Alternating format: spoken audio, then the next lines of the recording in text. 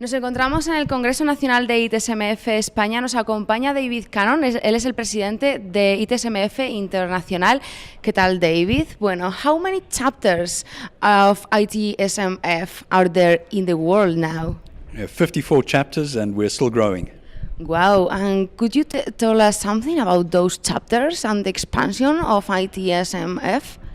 Well, we have a lot of chapters that have been around for a number of years, so we have a lot of very mature chapters, chapters like, for example, Spain, and then we have a lot of chapters that are emerging. A lot of those chapters now in Asia and the USA and Latin America, which are just starting up now, and we expect to have at least another 10 to 20 chapters within the next year.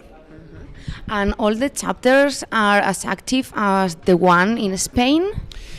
I would say all the chapters are active. I don't know if they're as active as in Spain. I think what's really good about Spain is that the chapter here is growing.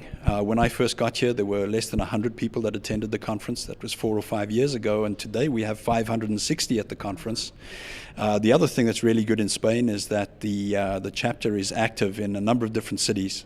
So it's not only active at a national level, but it's active at a local level as well. And it seems to me that people are very excited about service management. So I think Spain has a lot of life and vibrancy in it.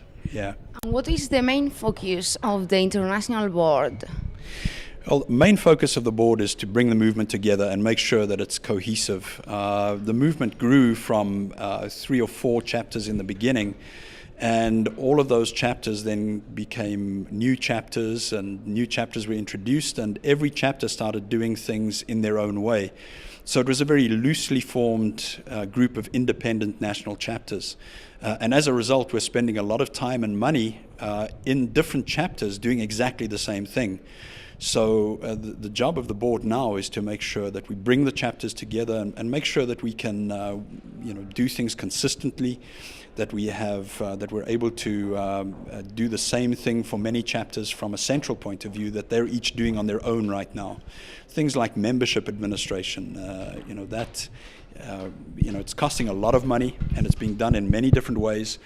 We need to make sure that members in every chapter are getting the same quality of membership benefits and delivered in the same way. So yeah, we have to make sure the movement becomes cohesive and attractive to members to join.